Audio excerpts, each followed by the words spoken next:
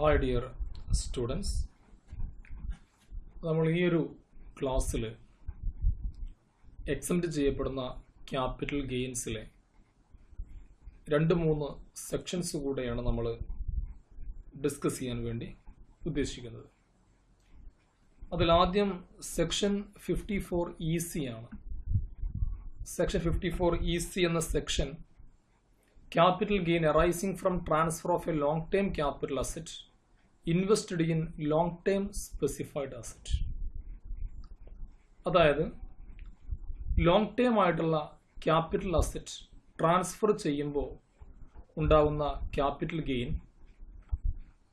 അത് ഉപയോഗിച്ചുകൊണ്ട് long term specified അസറ്റിൽ ഇൻവെസ്റ്റ് ചെയ്യുകയാണെങ്കിൽ കിട്ടുന്ന എക്സംഷനാണ് സെക്ഷൻ 54 ECയിൽ പറയുന്നത്. അപ്പോൾ ഏത് രീതിയിലുള്ള long term capital asset transfer ചെയ്യുന്ന സമയത്താണ് 54 ECയിൽ എക്സംഷൻ കിട്ടുക എന്നുള്ളത് പറയുന്നത്. Transferred long term capital asset shall be land or building or both held for a period of more than 24 months. ഒരു അസസി ട്രാൻസ്ഫർ ചെയ്യപ്പെടുന്ന ലോങ് ടേം ക്യാപിറ്റൽ അസറ്റ് ലാൻഡോ ബിൽഡിങ്ങോ ആണെങ്കിൽ, ലാൻഡോ ബിൽഡിങ്ങോ ലോങ് ടേം ആയിട്ടുള്ള ലാൻഡോ ബിൽഡിങ്ങോ ട്രാൻസ്ഫർ ചെയ്യുമ്പോൾ, അല്ലെ 2 വർഷത്തിൽ കൂടുതൽ ഹോൾഡ് ചെയ്യുന്ന ലാൻഡോ ബിൽഡിങ്ങോ ട്രാൻസ്ഫർ ചെയ്യുന്ന സമയത്തുണ്ടാവുന്ന ലോങ് ടേം ക്യാപിറ്റൽ ഗെയിനിൽ നിന്നാണ് 54 EC പ്രകാരമുള്ള എക്സംഷൻ കിട്ടുക. ഈ എക്സംഷൻ കിട്ടുന്നത് എന്ത് ഇൻവെസ്റ്റ്മെന്റിനാണ്? New asset purchased within 6 months from the date of transfer. നേരത്തെ പറഞ്ഞ ലാൻഡോ ബിൽഡിങ്ങോ, ലോങ് ടേം ആയ ലാൻഡോ ബിൽഡിങ്ങോ ട്രാൻസ്ഫർ ചെയ്യുന്ന ഡേറ്റ് കഴിഞ്ഞ് 6 മാസത്തിനുള്ളിൽ പുതിയ ലോങ് ടേം സ്പെസിഫൈഡ് അസറ്റ് വാങ്ങുകയാണെങ്കിൽ മാത്രമാണ് ഈ എക്സംഷൻ കിട്ടുന്നത്. ലോങ് ടേം സ്പെസിഫൈഡ് അസറ്റ് എന്ന് പറയുമ്പോൾ എന്താണ്? Any bond redeemable after 5 years and issued by NHAI, RECL or any other bond notified by the central government in this behalf. Long term specified asset എന്ന് പറഞ്ഞാൽ NHAI, national highway authority of India, RECL, rural electrification corporation limited തുടങ്ങിയിട്ടുള്ള ഏതെങ്കിലും സ്ഥാപനങ്ങളോ അതല്ലെങ്കിൽ ഇതുപോലെ central government notify ചെയ്യപ്പെട്ട മറ്റേതെങ്കിലും ബോണ്ടുകളോ 5 വർഷത്തിന് ശേഷം റിഡീം ചെയ്യുന്ന ഏതെങ്കിലും ബോണ്ടുകളെയാണ് നമ്മൾ ലോങ് ടേം സ്പെസിഫൈഡ് അസറ്റ് എന്ന് പറയാം. അപ്പോൾ 5 വർഷങ്ങൾക്ക് ശേഷം റിഡീം ചെയ്യപ്പെടുന്ന NHAI, RECL തുടങ്ങിയിട്ടുള്ള സ്ഥാപനങ്ങളോ അതല്ലെങ്കിൽ ഗവൺമെന്റ് നോട്ടിഫൈ ചെയ്യപ്പെടുന്ന മറ്റേതെങ്കിലും ഇത്തരത്തിലുള്ള ബോണ്ടുകളോ ആണെങ്കിൽ അതാണ് long term specified asset.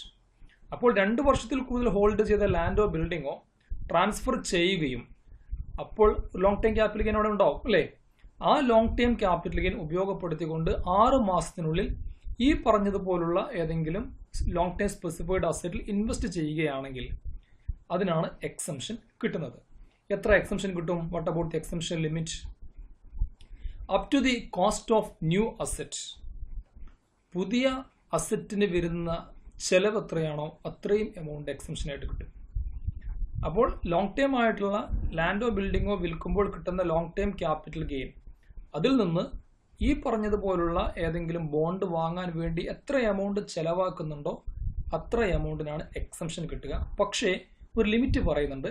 The investment in bond shall not exceed ₹50 lakh. ഇങ്ങനെയുള്ള ലോങ് ടേം സ്പെസിഫൈഡ് അസറ്റിൽ ഇൻവെസ്റ്റ് ചെയ്യുന്ന എമൗണ്ട് പരമാവധി 50 ലക്ഷം രൂപ വരെ വരാൻ പാടും. അപ്പോൾ 50 ലക്ഷം രൂപ വരെയുള്ള ഇൻവെസ്റ്റ്മെന്റ് ആണെങ്കിൽ ലോങ് ടേം ക്യാപിറ്റൽ ഗെയിനിൽ നിന്ന് അത്രയും എമൗണ്ട് സെക്ഷൻ 54 EC പ്രകാരം കുറക്കാൻ പറ്റും. മറ്റൊരു പോയിന്റ് പറയുന്നത്, if new asset is transferred or converted into money within 5 years from the date of acquisition, the exempted capital gain shall become long-term capital gain in year of transfer. അപ്പോൾ ഈ രീതിയിൽ section 54 ECയിൽ exemption claim ചെയ്തുകൊണ്ട് specified long term asset purchase ചെയ്ത് കഴിഞ്ഞാൽ 5 വർഷം അതിന് ലോക്കിൻ period ഉണ്ട്. എന്ന് പറഞ്ഞാൽ 5 വർഷത്തിനുള്ളിൽ ആ അസറ്റ് വേറെ ആർക്കെങ്കിലും ട്രാൻസ്ഫർ ചെയ്യാനോ അത് കൺവേർട്ട് ചെയ്ത് പണമാക്കി മാറ്റാനോ കഴിയില്ല. അങ്ങനെ ചെയ്തു കഴിഞ്ഞാൽ 54EC പ്രകാരം നേരത്തെ കിട്ടിയ എക്സംഷൻ എമൗണ്ടിനെ ട്രാൻസ്ഫർ ചെയ്യുന്ന സമയത്തുള്ള ക്യാപിറ്റൽ ഗെയിൻ്റെ കൂടെ ടാക്സബിൾ ഇൻകം ആയിട്ട് കണക്കാക്കപ്പെടും. എന്ന് പറഞ്ഞാൽ 54EC എക്സംഷൻ കിട്ടിയത് ഈ കണ്ടീഷൻസ് പ്രകാരം വാങ്ങുന്ന അസറ്റ് ആയതുകൊണ്ടാണ്. അപ്പോൾ അതിൻ്റെ വയലേഷനാണ് എന്ത്, 5 വർഷത്തിനുള്ളിൽ അത് ട്രാൻസ്ഫർ ചെയ്യുക എന്ന് പറയുന്നത്. അങ്ങനെ ട്രാൻസ്ഫർ ചെയ്യുമ്പോൾ സ്വാഭാവികമായും ട്രാൻസ്ഫർ ചെയ്യുന്ന സമയത്ത് ഒരു ക്യാപിറ്റൽ ഗെയിൻ ഉണ്ടാവും അല്ലേ. മാത്രമല്ല നേരത്തെ 54ECയിൽ എക്സംഷൻ കിട്ടിയ ആ എമൗണ്ടിനെയും ഈ ട്രാൻസ്ഫർ ചെയ്യുന്ന സമയത്തുള്ള ക്യാപിറ്റൽ ഗെയിൻ്റെ കൂടെ കൂട്ടിയിട്ട് മൊത്തം ടാക്സബിൾ ക്യാപിറ്റൽ ഗെയിൻ ആയിട്ട് കണക്കാക്കപ്പെടേണ്ടി വരും. അതാണ് സെക്ഷൻ 54EC എന്ന സെക്ഷനകത്ത് പറയുന്നത്. അടുത്ത ഒരു സെക്ഷനിലേക്ക് വന്നാൽ capital gain arising from transfer of A long term capital asset invested in units of A specified fund, section 54EE. അതായത് ലോങ് ടേം ആയിട്ടുള്ള ക്യാപിറ്റൽ അസറ്റ് ട്രാൻസ്ഫർ ചെയ്യുന്ന സമയത്തുണ്ടാവുന്ന ക്യാപിറ്റൽ ഗെയിൻ ഏതെങ്കിലും സ്പെസിഫൈഡ് ഫണ്ടിൻ്റെ യൂണിറ്റുകളിൽ നിക്ഷേപിക്കുകയാണെങ്കിൽ, സ്പെസിഫൈ ചെയ്യപ്പെടുന്ന സെൻട്രൽ ഗവൺമെൻറ് നോട്ടിഫൈ ചെയ്യപ്പെടുന്ന ഏതെങ്കിലും ഫണ്ടുകളുടെ യൂണിറ്റിൽ long term capital asset transfer ചെയ്യുമ്പോൾ ഉണ്ടാവുന്ന ക്യാപിറ്റൽ ഗെയിൻ ഇൻവെസ്റ്റ് ചെയ്യുകയാണെങ്കിൽ അതിന് കിട്ടുന്ന എക്സംഷനാണ് സെക്ഷൻ 54EE. അപ്പോൾ ഇതിൻ്റെ പ്രൊവിഷൻസ് പറയുന്നത് ഇതാണ്: same as under section 54EC except asset in which long term capital gain should be invested. ഇവിടെ നമ്മൾ ഏത് അസറ്റിൽ long term capital gain invest ചെയ്യുന്നുണ്ടോ ആ അസറ്റ് ഒഴികെ ബാക്കിയുള്ള എല്ലാ പ്രൊവിഷനുകളും 54ECയിൽ പറഞ്ഞ അതേപോലെ തന്നെയാണ്. തൊട്ടുമുമ്പുള്ള സെക്ഷൻ നമ്മൾ പറഞ്ഞ ബാക്കി എല്ലാ പ്രൊവിഷനും അതേപോലെ തന്നെയാണ്. ഇവിടെ എവിടെ ഇൻവെസ്റ്റ് ചെയ്യുന്നു ആ ഇൻവെസ്റ്റിന് അസറ്റിൽ മാത്രമാണ് മാറ്റമുള്ളത്. 54EC പറയുമ്പോൾ നമ്മൾ കണ്ടു അവിടെ എന്തായിരുന്നു, ലോങ് ടൈം സ്പെസിഫൈഡ് അസറ്റ് ആയിരുന്നു അല്ലേ. NHAI, REC തുടങ്ങിയിട്ടുള്ള സ്ഥാപനങ്ങളുടെ 5 വർഷത്തിൽ കൂടുതൽ റിഡംഷൻ പീരീഡ് ഉള്ള ബോണ്ടുകളായിരുന്നു അവിടെ ഇൻവെസ്റ്റ് ചെയ്യപ്പെടുന്ന സെക്യൂരിറ്റി. ഇവിടെ എന്താണ്, സ്പെസിഫൈഡ് ഫണ്ടിന്റെ യൂണിറ്റ് ആണ്. ആ ഒരു വ്യത്യാസം മാത്രമാണുള്ളത്. എന്താണ് അസറ്റ് ഫോർ ഇൻവെസ്റ്റ്മെന്റ് എന്ന് പറയുന്നത്? ഇവിടെ A unit or units issued before 1st April 2019 of such fund as may be notified by central government in this behalf.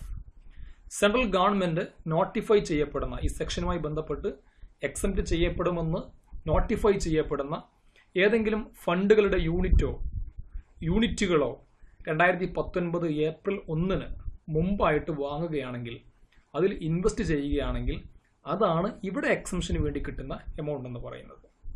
ഇതാണ് സെക്ഷൻ 54ECയും EEയും തമ്മിലുള്ള വ്യത്യാസമുള്ളത്. എവിടെ ഇൻവെസ്റ്റ് ചെയ്യുന്നു അസറ്റിന്റെ നേച്ചറിൽ മാത്രമേ വ്യത്യാസമുള്ളൂ. ബാക്കിയുള്ള എല്ലാ പ്രൊവിഷൻസും 54ECയുടെ പോലെ തന്നെയാണ് 54EEക്കും അപ്ലിക്കബിൾ ആയിട്ടുള്ളത്. മറ്റൊരു സെക്ഷൻ 54F ആണ്. Exemption from tax on long term capital gain on investment of consideration in residential house. Long term capital gain കിട്ടുന്ന മറ്റൊരു എക്സംഷനാണ് 54Fൽ പറയുന്നത്. ലോങ് ടേം ആയ ക്യാപിറ്റൽ അസറ്റ് ട്രാൻസ്ഫർ ചെയ്യുന്ന സമയത്തുണ്ടാവുന്ന കൺസിഡറേഷൻ എമൗണ്ട് റെസിഡൻഷ്യൽ ഹൗസ് വാങ്ങാൻ വേണ്ടി ഉപയോഗിക്കുകയാണെങ്കിൽ ആ അസസിക്ക് സെക്ഷൻ 54F പ്രകാരം ലോങ് ടേം ക്യാപിറ്റൽ ഗെയിനിൽ നിന്ന് എക്സംഷൻ കിട്ടും. ഇവിടെ ഒരു 5 കണ്ടീഷൻസ് കൊടുത്ത് നമുക്ക് കാണാൻ കഴിയും. 1, assessee is either an individual or HUF. Assessee ഇൻഡിവിജ്വലോ HUFO ആയിരിക്കണം. ഇൻഡിവിജ്വലോ HUFO ആയ അസസീസിന് മാത്രമാണ് 54Fലെ എക്സംഷൻ എമൗണ്ട് ക്ലെയിം ചെയ്യാനുള്ള പെർമിഷൻ ഉള്ളൂ. 2, assessee transferred a long term capital asset which is not a residential house. ഇവിടെ ലോങ് ടേം ക്യാപിറ്റൽ അസറ്റ് ആണ് ട്രാൻസ്ഫർ ചെയ്യുന്നത്, ലോങ് ടേം ക്യാപിറ്റൽ ഗെയിൻ ആണെന്ന് പറയുന്നുണ്ട്. അപ്പോൾ long term capital asset transfer ചെയ്യുന്ന സമയത്ത് ഉണ്ടാകുന്ന കൺസിഡറേഷൻ എമൗണ്ട് ആണ് റെസിഡൻഷ്യൽ ഹൗസിന് വേണ്ടി ഉപയോഗിക്കുന്നത്. അപ്പോൾ ഇവിടെ പറയുന്ന ലോങ് ടേം ക്യാപിറ്റൽ അസറ്റ് എന്ന് പറയുന്നത് ട്രാൻസ്ഫർ ചെയ്യപ്പെടുന്നത് ലോങ് ടേം ക്യാപിറ്റൽ അസറ്റ് എന്താവാൻ പാടില്ല, റെസിഡൻഷ്യൽ ഹൗസ് ആവാൻ പാടില്ല. റെസിഡൻഷ്യൽ ഹൗസ് ആകുമ്പോൾ നമ്മൾ നേരത്തെ പറഞ്ഞ സെക്ഷൻ 54ലേക്ക് വരും. 54 നമ്മൾ കണ്ടാൽ എന്തായിരുന്നു, റെസിഡൻഷ്യൽ ഹൗസ് ട്രാൻസ്ഫർ ചെയ്തുകൊണ്ട് ഒരു പുതിയ റെസിഡൻഷ്യൽ ഹൗസ് പർച്ചേസ് ചെയ്യുകയോ കൺസ്ട്രക്ട് ചെയ്യുകയാണ് അവിടെ അല്ലേ. അത് സെക്ഷൻ 54 ആണ്. എന്നാൽ 54Fൽ പറയുന്നത് എന്താണ്, റെസിഡൻഷ്യൽ ഹൗസ് അല്ലാത്ത മറ്റേതെങ്കിലും long term capital asset transfer ചെയ്യുമ്പോൾ ഉണ്ടാവുന്ന ക്യാപിറ്റൽ ഗെയിൻ എന്നാണ് എക്സംഷൻ കിട്ടേണ്ടത്. 3, assessee does not own more than one residential house except the house mentioned in condition 4 on date of transfer. Transfer ചെയ്യുന്ന, നമ്മൾ നേരത്തെ പറഞ്ഞ long time capital asset transfer ചെയ്യുന്ന ആ ഡേറ്റിന് നാലാമത്തെ പോയിന്റിൽ പരാമർശിക്കാൻ പോകുന്ന റെസിഡൻഷ്യൽ ഹൗസ് അല്ലാതെ ഒന്നിൽ കൂടുതൽ റെസിഡൻഷ്യൽ ഹൗസ് ആ ഡേറ്റിൽ ഉണ്ടാവാൻ പാടില്ല. അപ്പോൾ long time capital asset transfer ചെയ്യുന്ന സമയത്ത് ഇന്ന് നമ്മൾ നാലാമത്തെ പോയിന്റിൽ പറയാൻ പോകുന്നൊരു ഹൗസ് ഉണ്ട്. ആ ഹൗസ് അല്ലാതെ ഒന്നിൽ കൂടുതൽ ഹൗസ് വേറെ ആ സമയത്ത് ഉണ്ടാവാൻ പാടില്ല. നാലാമത്തെ പോയിന്റ് എന്താണ്? Assessee should purchase a residential house within 1 year before or 2 years after the date of transfer, or construct a residential house within 3 years after the date of transfer. Section 54 പറഞ്ഞ അതേ ഒരു കണ്ടീഷനാണത്. ഇവിടെ ഈ long time capital asset transfer ചെയ്യുന്ന ഡേറ്റിന്റെ മുമ്പുള്ള ഒരു വർഷത്തിനുള്ളിൽ എപ്പോഴെങ്കിലുമോ, അതല്ലെങ്കിൽ ഡേറ്റ് ഓഫ് ട്രാൻസ്ഫറിന് ശേഷമുള്ള 2 വർഷത്തിനുള്ളിലോ ഒരു പുതിയ വീട്, റെസിഡൻഷ്യൽ ഹൗസ് അസസി പർച്ചേസ് ചെയ്യണം.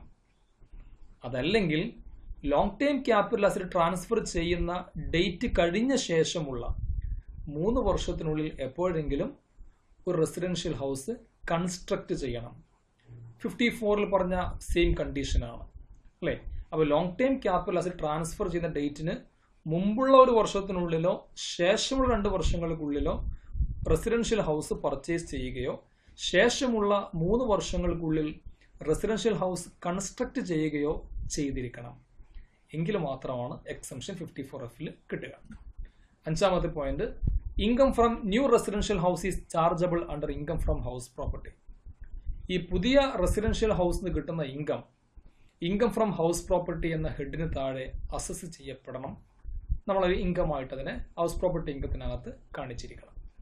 ഇതാണ് 54Fന് വേണ്ട കണ്ടീഷൻസ്. ഇനി 54Fലെ കണ്ടീഷൻസ് ഫുൾഫിൽ ചെയ്യുകയാണെങ്കിൽ എത്ര എമൗണ്ട് വരെ എക്സംഷൻ കിട്ടുമെന്നുള്ളതാണ് നമ്മൾ ഡിസ്കസ് ചെയ്യാൻ പോകുന്നത്. അതിൽ 2 കേസസ് നമുക്ക് കാണാൻ കഴിയും. ഒന്ന്, if cost of new residential house is greater than net consideration.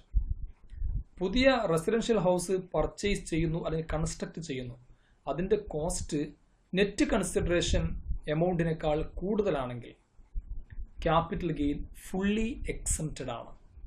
നേരത്തെയുള്ള long time capital asset transfer ചെയ്യുമ്പോൾ കിട്ടുന്ന long time capital gain fully exempt ചെയ്യപ്പെടും.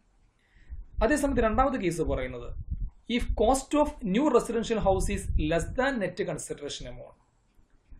നെറ്റ് കൺസിഡറേഷൻ എമൗണ്ടിനേക്കാൾ കുറവാണ് പുതിയ ഹൗസിന്റെ കോസ്റ്റ് എങ്കിൽ എക്സംഷൻ എമൗണ്ട് കമ്പ്യൂട്ട് ചെയ്യാൻ ഉപയോഗിക്കുന്ന ഒരു ഫോർമുല ഉണ്ട്. അതെന്താണ്?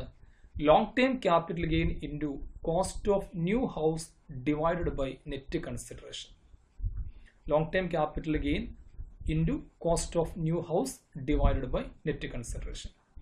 ഈ എമൗണ്ടും പിന്നീട് the amount deposited under capital gain account scheme 1988 on or before due date of filing return. നമ്മൾ നേരത്തെ പല സെക്ഷനിൽ പഠിച്ചതുപോലെ തന്നെ ഡ്യൂ ഡേറ്റ് ഓഫ് ഫയലിംഗ് റിട്ടേണിനുള്ളിൽ വീടിൻ്റെ കൺസ്ട്രക്ഷനോ പർച്ചേസിനോ വേണ്ടി ഉപയോഗിക്കാൻ കഴിയാതെ ബാക്കി വന്ന എമൗണ്ട് ഉണ്ടെങ്കിൽ അത് ഡ്യൂ ഡേറ്റ് ഓഫ് ഫയലിംഗ് റിട്ടേണിന് മുമ്പായിട്ട് അല്ലെങ്കിൽ അത് ആ ഡേറ്റിന് ക്യാപിറ്റൽ ഗെയിൻ അക്കൗണ്ട് സ്കീമിൽ ഡെപ്പോസിറ്റ് ചെയ്താൽ ആ എമൗണ്ടിനും എക്സംഷൻ കിട്ടും. ഇതാണ് 54Fൽ പറയുന്നത്. നമ്മൾ എങ്ങനെയാണ് എക്സംഷൻ എമൗണ്ട് കമ്പ്യൂട്ട് ചെയ്യുക? ഒരു ചെറിയ എക്സാമ്പിൾ നമുക്കത് ഡിസ്കസ് ചെയ്യാം. ഒരു ഉദാഹരണത്തിന് ലോങ് ടൈം ആയിട്ടുള്ള ഒരു ക്യാപിറ്റൽ അസറ്റ് ട്രാൻസ്ഫർ ചെയ്യുന്നു. ലോങ് ടൈം ആയ ഒരു ക്യാപിറ്റൽ അസറ്റ് ട്രാൻസ്ഫർ ചെയ്യുമ്പോൾ അതിൻ്റെ സെല്ലിംഗ് പ്രൈസ് എന്ന് പറയുന്നത് അല്ലെങ്കിൽ ഫുൾ വാല്യൂ ഓഫ് കൺസിഡറേഷൻ എന്ന് പറയുന്ന എമൗണ്ട് ഫോർ എക്സാമ്പിൾ ഒരു 15 ലക്ഷം രൂപയാണ്. 15 lakh rupees ആണ് അതിൻ്റെ സെല്ലിംഗ് പ്രൈസ്. ഇത് വിൽക്കുന്ന സമയത്ത് സെല്ലിംഗ് എക്സ്പെൻസ് ആയിട്ട് 1 ലക്ഷം രൂപ വരും. 1 lakh rupees സെല്ലിംഗ് എക്സ്പെൻസ് ഇത് വിൽക്കുന്ന സമയത്ത് വരുന്നുണ്ട്. ലോങ് ടൈം ആയിട്ടുള്ള ഒരു ക്യാപിറ്റൽ അസറ്റാണ്, ബിൽഡിംഗ് അല്ലാത്ത മറ്റു ഏതെങ്കിലും ലോങ് ടൈം ആയ ക്യാപിറ്റൽ അസറ്റാണ്. ഫോർ എക്സാമ്പിൾ നമ്മളതിൻ്റെ കോസ്റ്റ് ഓഫ് അക്വിസിഷൻ കമ്പ്യൂട്ട് ചെയ്യുമ്പോൾ നമ്മളതിൻ്റെ indexed cost of acquisition compute ചെയ്യണം. അത് കമ്പ്യൂട്ട് ചെയ്യുന്ന സമയത്ത് നമുക്ക് കിട്ടുന്ന എമൗണ്ട് 8 ലക്ഷം രൂപയാണ്. ഇതാണ് നമ്മുടെ എക്സാമ്പിൾ. അതായത് ഒരു long time capital asset, building അല്ലാത്ത ലോങ് ടൈം ക്യാപിറ്റൽ അസറ്റ്, അതിൻ്റെ കോസ്റ്റ് എന്താണെന്ന് നമ്മൾ തൽക്കാലം പറയുന്നില്ല. അതിൻ്റെ കോസ്റ്റിനെ ഇൻഡെക്സ് ചെയ്യുമ്പോൾ ഇൻഡെക്സ്ഡ് കോസ്റ്റ് ഓഫ് അക്വിസിഷൻ ആയിട്ട് ₹8 lakh ആണ് കിട്ടിയത്. ഈ അസറ്റ് കറണ്ട് പ്രീവിയസ് ഇയറിൽ വിൽക്കുമ്പോൾ അതിൻ്റെ selling price, full value of consideration എന്ന് പറയുന്ന എമൗണ്ട് 15 lakh rupees ആണ്. അതിൻ്റെ സെയിൽസുമായി ബന്ധപ്പെട്ട് വന്ന കമ്മീഷൻ പോലുള്ള എക്സ്പെൻസുകൾ 1 ലക്ഷം രൂപയുമുണ്ട്. ഓക്കെ, ഇനി ഇവിടെ ഇങ്ങനെയുള്ള ഒരു കേസിൽ ഒരു പുതിയ ഹൗസ് അസസി ഇവിടെ പർച്ചേസ് ചെയ്യുന്നു. ഒരു പുതിയ ഹൗസ് ഇവിടെ അസസി ഈ ക്യാപിറ്റൽ അസറ്റ് ട്രാൻസ്ഫർ ചെയ്ത് കഴിഞ്ഞ് ശേഷം കിട്ടുന്ന കൺസിഡറേഷൻ എമൗണ്ട് ഉപയോഗിച്ചുകൊണ്ട് ഒരു പുതിയ ഹൗസ് പർച്ചേസ് ചെയ്യുന്നു. Cost of new house. ആ പുതിയ ഹൗസിന്റെ കോസ്റ്റ് എന്ന് പറയുന്നത് ഇവിടെ ഡ്യൂ ഡേറ്റ് ഓഫ് ഫയൽ റിട്ടേണിനുള്ളിലാണ് ഒരു പുതിയ ഹൗസ് പർച്ചേസ് ചെയ്യുന്നത്. അതിൻ്റെ കോസ്റ്റ് വരുന്നത് ഫോർ എക്സാമ്പിൾ 16 ലക്ഷം രൂപയാണ്. 16 lakh rupees ആണ് അതിൻ്റെ കോസ്റ്റ് വന്നിട്ടുള്ളത്. അപ്പോൾ ഇവിടെ നമ്മൾ എങ്ങനെയാണ് 54F എക്സംഷൻ എമൗണ്ട് കാൽക്കുലേറ്റ് ചെയ്യുക? അപ്പോൾ ആദ്യം നമ്മൾ ചെയ്യേണ്ടത് എന്താണ്? ഇവിടെ വിൽക്കുന്ന ഒരു അസറ്റ് ഉണ്ട്. നേരത്തെ ഉണ്ടായിരുന്ന ലോങ് ടൈം ക്യാപിറ്റൽ അസറ്റ് വിൽക്കുന്നുണ്ട് അല്ലേ? വിൽക്കുന്ന സമയത്തുള്ള ലോങ് ടൈം ക്യാപിറ്റലിലേക്ക് നമുക്ക് എത്ര വരുന്ന കമ്പ്യൂട്ട് ചെയ്താൽ കിട്ടും? ലോങ് ടൈം ക്യാപിറ്റലിൽ കമ്പ്യൂട്ട് ചെയ്യുമ്പോൾ നമ്മൾ എന്താണ് ചെയ്യുന്നത്? അതിൻ്റെ ഫുൾ വാല്യൂ ഓഫ് കൺസിഡറേഷൻ ആയിട്ടുള്ള 15 lakh എന്ന് പറയുന്ന ഈ എമൗണ്ടിൽ നിന്ന് ഇൻഡെക്സ്ഡ് കോസ്റ്റ് ഓഫ് അക്വിസിഷൻ ആയിട്ടുള്ള 8 lakh rupees അല്ലേ, 8 lakh rupees.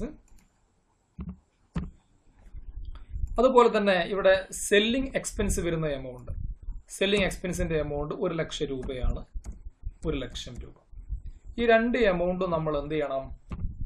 ഈ പറഞ്ഞ full value of consideration amount 15 lakh എന്ന് കുറക്കണം. ഇൻഡെക്സ്ഡ് കോസ്റ്റ് ഓഫ് അക്വിസിഷനും അതുപോലെ തന്നെ സെല്ലിംഗ് എക്സ്പെൻസ് ആയിട്ടുള്ള 1 ലക്ഷവും. അപ്പോൾ 8 lakh plus 1 lakh 9 lakh rupees 15 lakh എന്ന് കുറച്ചാൽ ബാക്കി 6 lakh rupees ആണ് ഇവിടെ എന്തുള്ളത്? നേരത്തെ ഉള്ള long time capital assets transfer ചെയ്യുമ്പോൾ കിട്ടുന്ന ലോങ് ടൈം ക്യാപിറ്റൽ ഗെയിൻ 6 ലക്ഷം രൂപയാണ്. ഓക്കെ, ഇനി ഇവിടെ നമ്മൾ നേരത്തെ പറഞ്ഞ കേസിലേക്ക് വന്നാൽ ഇവിടെ കാണാൻ പറ്റും നമുക്ക് cost of new residential house is greater than net consideration. പുതിയ ഹൗസിന്റെ കോസ്റ്റ് നെറ്റ് കൺസിഡറേഷൻ എമൗണ്ടിനേക്കാൾ കൂടുതലാണെങ്കിൽ long time capital gain fully exempt ആണ്. നമ്മുടെ ഈ എക്സാമ്പിളിൽ നോക്കുക. ഇവിടെ നോക്കിയാൽ നമുക്ക് കാണാൻ പറ്റും നെറ്റ് കൺസിഡറേഷൻ എമൗണ്ട് എന്ന് പറയുന്ന എമൗണ്ട് എന്താണ്? നമ്മൾ നേരത്തെ പഠിച്ചിട്ടുണ്ട്. നെറ്റ് കൺസിഡറേഷൻ എമൗണ്ട് എന്ന് പറയുമ്പോൾ selling price minus selling expense ആണ്.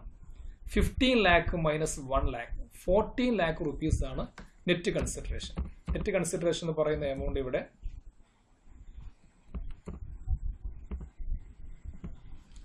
നെറ്റ് കൺസിഡറേഷൻ എമൗണ്ട് എന്ന് പറയുന്നത് ഇവിടെ നമുക്ക് കിട്ടുന്നത് 15 lakh minus 1 lakh 14 lakh rupees ആണ് നെറ്റ് കൺസിഡറേഷൻ ഉള്ളത്. എന്നാൽ കോസ്റ്റ് ഓഫ് ന്യൂ ഹൗസ് എത്രയാണ്? Cost of new house ₹16 lakh ആണ് അല്ലേ? എന്ന് പറഞ്ഞാൽ നെറ്റ് കൺസിഡറേഷൻ എമൗണ്ട് ഇവിടെ കോസ്റ്റിനേക്കാൾ കുറവാണ്. നെറ്റ് കൺസിഡറേഷൻ ആകെ 14 lakh rupees ഉള്ളൂ. എന്നാൽ cost of new house 16 lakh rupees ആണ്. അപ്പോൾ അങ്ങനെ വരുമ്പോൾ റിസൾട്ട് എന്താണ്? Long time capital gain fully exempted എന്ന് പറയുമ്പോൾ ലോങ് ടൈം ക്യാപിറ്റൽ അസറ്റ്സ് നേരത്തുള്ള അസറ്റ് വിറ്റപ്പോൾ കിട്ടിയ 6 ലക്ഷം രൂപ ലോങ് ടൈം ക്യാപിറ്റൽ ഗെയിൻ ഉണ്ട്. ആ മുഴുവൻ എമൗണ്ടും സെക്ഷൻ 54F പ്രകാരം എക്സംപ്റ്റ് ആണ്. അതിനെ എക്സംപ്റ്റ് ചെയ്യുന്നു. അവിടെ ടാക്സബിൾ ക്യാപിറ്റൽ ഗെയിൻ ഒന്നും വരുന്നില്ല. അതേസമയത്ത് സെക്കൻഡ് കേസ് പറയുന്നത് എന്താണ്?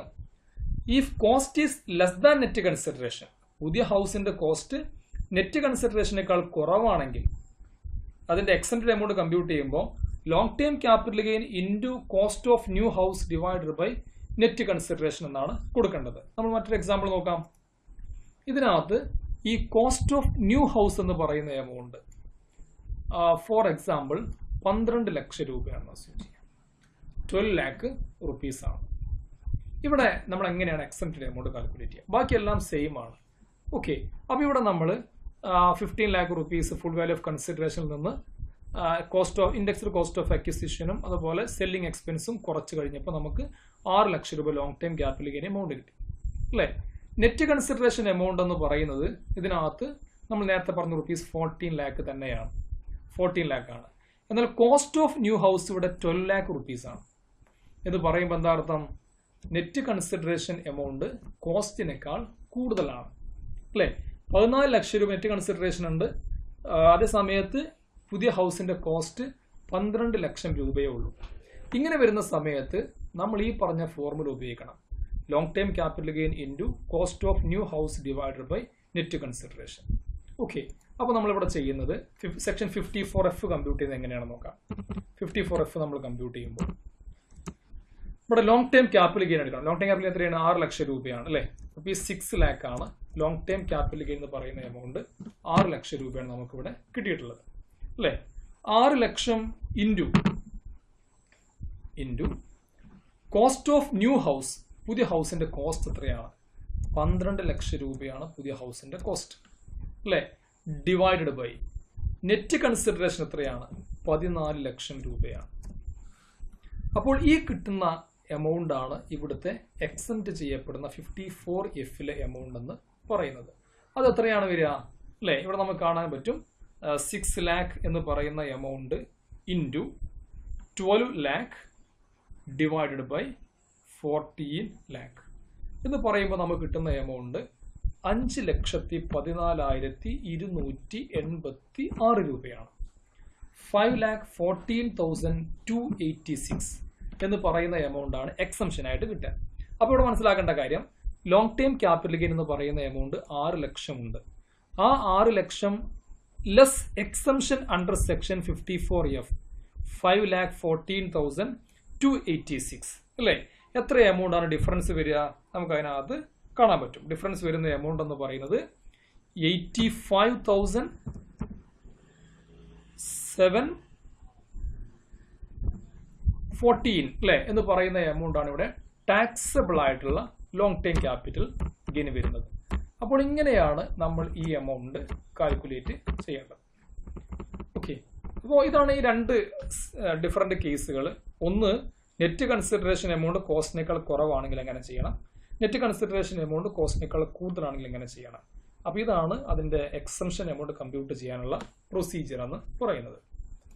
ഇതിന്റെ ബാക്കിയുള്ള പോയിന്റ്സിലേക്ക് വന്നാൽ നമുക്ക് കാണാൻ പറ്റും, unutilised amount in capital gain account scheme on expiry is taxable as long time capital gain. എന്താണ് പറയുന്നത്? നമ്മൾ മറ്റു പല സെക്ഷനിലും പഠിച്ചതുപോലെ തന്നെ ഇവിടെ നമ്മൾ ക്യാപിറ്റൽ ഗെയിൻ അക്കൗണ്ട് സ്കീമിൽ ഡെപ്പോസിറ്റ് ചെയ്യുന്ന എമൗണ്ടിനും എക്സംഷൻ കിട്ടും അല്ലേ? ഇവിടെ പറയുന്നുണ്ട് 2 കൊല്ലത്തിനുള്ളിൽ പുതിയ വീട് വാങ്ങണം, അല്ലെങ്കിൽ 3 കൊല്ലം കൊണ്ട് പുതിയ വീട് നിർമ്മിക്കണം.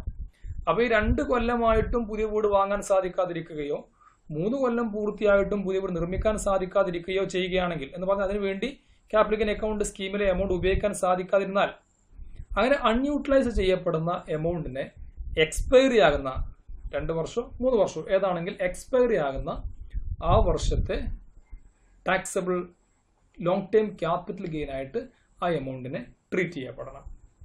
മറ്റൊരു പോയിന്റ് പറയുന്നത്, if new house transferred within 3 years, the capital gain on such a transfer is taxable along with the capital gain already exempted as short-term capital gain in the year of transfer. ഇനി ഇങ്ങനെ purchase ചെയ്യുന്ന പുതിയ residential house 3 വർഷം വരെ transfer ചെയ്യാൻ പാടില്ല. അങ്ങനെ transfer ചെയ്യുകയാണെങ്കിലോ, അങ്ങനെ ട്രാൻസ്ഫർ ചെയ്യുന്ന സമയത്തുണ്ടാവുന്ന ക്യാപിറ്റൽ ഗെയിനിന്റെ കൂടെ നേരത്തെ സെക്ഷൻ 54F പ്രകാരം കുറച്ച എക്സംഷന്റെ എമൗണ്ട് എത്രയുണ്ടോ അതുകൂടെ ചേർത്തുകൊണ്ട് ടാക്സബിൾ ക്യാപിറ്റൽ ഗെയിൻ അസസ് ചെയ്യണം, ഇൻകമായിട്ട് കാണിക്കണം. മറ്റൊരു പ്രധാനപ്പെട്ട പോയിന്റ് അത് പറഞ്ഞത് എന്താണ്? ഈ assessee purchases or constructs any other residential house other than 4 mentioned above within 2 or 3 years, exemption allowed under section 54F shall be deemed to be long-term capital gain of previous year in which such a new house is purchased or constructed. അപ്പോൾ ഒരു assess പറഞ്ഞതുപോലെ long time capital asset transfer ചെയ്ത് കിട്ടുന്ന consideration ഉപയോഗിച്ച് പുതിയ residential house purchase ചെയ്തു, section 54F പ്രകാരം എക്സംഷനും claim ചെയ്തു. ഇതൊക്കെ ചെയ്തു കഴിഞ്ഞാൽ പിന്നെ അയാൾ എന്ത് ചെയ്യാൻ പാടില്ല? ഈ പുതിയ വീട് വാങ്ങിയ ശേഷം പിന്നീട് 2 വർഷത്തിനുള്ളിൽ വേറൊരു പുതിയ വീട് വാങ്ങാൻ പാടില്ല. അതുപോലെ പിന്നീട് 3 വർഷത്തിനുള്ളിൽ മറ്റൊരു പുതിയ വീട് നിർമ്മിക്കാനും പാടില്ല. അപ്പോൾ ഈ വീട് വാങ്ങി അതിന് എക്സംഷൻ കിട്ടി. മറ്റൊരു വീട് 2 വർഷത്തിനുള്ളിൽ പർച്ചേസ് ചെയ്യാനോ 3 വർഷത്തിനുള്ളിൽ കൺസ്ട്രക്ട് ചെയ്യാനോ പാടില്ല. അങ്ങനെ ചെയ്തു കഴിഞ്ഞാൽ എന്ത് സംഭവിക്കും? നേരത്തെ 54F കിട്ടിയിട്ടുള്ള എക്സംഷൻ എമൗണ്ട് എന്തുണ്ടോ അത് ഈ പുതിയ വീട് നിർമ്മിക്കുന്ന ആ വർഷത്തെ ലോങ് ടേം ക്യാപിറ്റൽ ഗെയിനായി ടാക്സ് ചെയ്യപ്പെടും. അപ്പോൾ 2 കാര്യങ്ങളാണ് പറയുന്നത്. ഒന്ന്, പുതിയ റെസിഡൻഷ്യൽ ഹൗസ് പർച്ചേസ് ചെയ്ത് കഴിഞ്ഞാൽ 3 കൊല്ലത്തേക്ക് അത് വിൽക്കാൻ പാടില്ല. വിറ്റാൽ വിൽക്കുന്ന സമയത്തുള്ള ഗെയിൻ്റെ കൂടെ എക്സംഷൻ കിട്ടിയ എമൗണ്ടും ടാക്സബിൾ ഇൻകം ആയിട്ട് മാറും. ഒന്ന്. രണ്ടാമത്, പുതിയ വീട് വാങ്ങിച്ച് എക്സംഷൻ ക്ലെയിം ചെയ്ത ഒരാൾ പിന്നെ 2 വർഷത്തിനുള്ളിൽ മറ്റൊരു പുതിയ വീട് വാങ്ങാനോ 3 വർഷം മറ്റൊരു പുതിയ വീട് നിർമ്മിക്കാനോ പാടില്ല. അത് നിർമ്മിക്കുകയോ വാങ്ങുകയോ ചെയ്ത് കഴിഞ്ഞാലും ആ വാങ്ങുന്ന വർഷം അല്ലെങ്കിൽ നിർമ്മിക്കുന്ന വർഷം എന്ത് ചെയ്യും? 54F കിട്ടിയ എക്സംഷൻ കിട്ടിയ എമൗണ്ടിനെ ടാക്സബിൾ ഇൻകം ആയിട്ട് എടുക്കേണ്ടി വരും. അപ്പോൾ ഇതാണ് സെക്ഷൻ 54F എന്ന് പറയുന്നത്. Okay, thank you.